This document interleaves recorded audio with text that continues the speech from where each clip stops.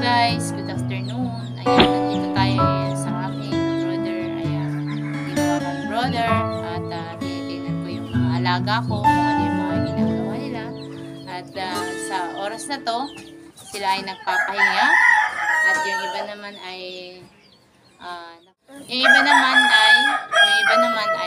nagtutuka ng kanilang mga pagkain. At syempre mayroon sila dyan na katabi lagi ng tubig. So, ayan. Ayan. Ipapakita ko sa inyo guys kung ano yung mga ginagawa nila kapag tanghaling tapat. Ayan. So, parami yung ating mga na-hatch. At sa ngayon ay meron tayong 15 na piraso ng native na manok. Ayan. Itlog kang black? Wala pa yung itlog ng black na nasa incubator pa. Then, meron tayo dyan, binili ng asawa ko, 4 na piraso ng 45 days. At gusto niya daw itry ng alagaan. Pinag-isa na namin guys, kasi pare-pareho lang naman yung kanilang kinakain. Kaya pinag-isa na namin. Which is hindi maganda, pero okay na din. 4 lang naman yung inilagay natin, ihinalo natin sa kanilang kulungan. Ayan guys, yung ginagawa nila tuwing tanghali. Ayan. Marami na kasi sila. Kasi binahog di Mami Tulo. Dati guys, yung kanilang yung kanilang space na tinutulugan ay dito sa kabila. Ayan, ginawa ko to guys. Kahapon, maliit at hindi na kasya yung ating mga sisiw dito. Kaya nilagyan ko siya ng espasyo. Pero hindi pa rin natin tinanggal yung kanilang dating tahanan. At minsan, may naglalaog gaya nito. Matulog. Ayan, binutasan ko dito sa gitna para So, makatulog magkaroon sila ng malawak na tulugan. ayan, tulugan. So, ito sila ngayon guys. Pinalaki natin yung kanilang higaan para sa kanilang hindi masyadong crowded. Ayan. So, magkaroon sila ng espasyo. Tingnan nyo yung dalawang malaki oh. Napupunan nyo guys, hindi sila pare-pareho yung laki. Kasi nga, ay hindi sabay-sabay yung pag-hatch natin ng itlog. Yan, ng ating sisiw. Hindi sabay-sabay yung pagkapisa niya. Kaya ay yung iba maliit, yung iba malaki. Pinag-isa ko sila guys. At dahil wala pa tayong magandang mapaglagyan sa kanila, kaya ganito yung ating lalagyan. Ayan, for today's video guys, ay isi-share ko sa inyo guys kung ano yung ating patuka. Ayan. Dahil yung ating mga sisiw ay nasa loob pa lang ng 0 to 1 month. Binibigyan natin siya ng chick booster. Ayan, pahinging anak ng yung pang yan, pakita natin sa kanila. Binibigyan natin siya guys ng chick booster. Ayan, halika. Ayan.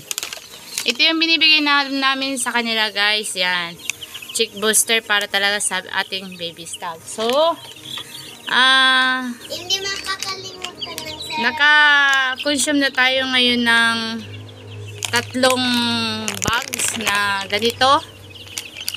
Nag-start tayo nung 17. Kasi ito yung mga malalaking ito. Ayan. 1, 2, 3, 4, 5, 6 sila guys. Ay na-hatch sila nung nakaraang 17. Mag-iisang buwan na sila ngayon, parating na 17. So ngayon ay ililipat na natin sila sa kanilang bagong tirahan kapag mag-isang buwan na sila. So ayan. Then mapupunan nyo guys, lagi tayong meron tubig dito. Ayan, para sa kanilang inumin, lagi malinis at lagi natin i-check yun sila, baka naiputan, kaya kailangan natin silang bigyan ng atensyon para malayo sila sa anumang sakit. For now on, hindi pa tayo nagbibigay sa kanila ng vaccine kasi nagtry pa lang tayo, masyadong kunti pa lang yung ating mga sisiw, kaya mas minabuti natin na i-secure lang natin na ganito, na hindi masyadong nahangian at lagi silang nakakulob, nakakover yung kanilang tirahan para hindi sila anuhan ng bakterya. So, iwas sila sa sakit. Ayan. May nag-advise naman sa akin guys na okay lang na hindi natin sila bigyan ng vaccine. Basta siguraduhin natin na nakakover siya. Kaya kung mapupunan nyo guys, yung ating kulungan ay walang nakakapasok na hangin. Ayan. So, ayan lang guys yung ating may babahagi for today's video. At kung ito naman yung tanong nyo, itong ganito, bakit ako merong ganito? Ito yung pinagtanggalan ng ating palay. Ayan. Nilalagay ito guys para panatili natin yung init sa loob ng kanilang kulungan at hindi nila naapakan ang mga ipot nila. Ayan, tuwing nagdudumi sila. So,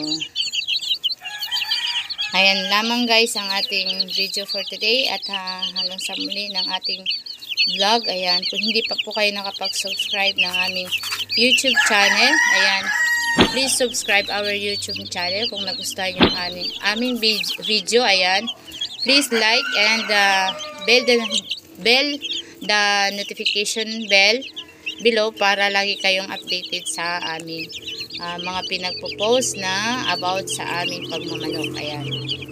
At kung may mga tanong po kayo guys, ayan, maaari kayo mag-comment sa ating comment section below para masagot namin sa susunod ng aming content. So, hanggang sa muli ng aming vlog. Thank you for watching. Please like and share.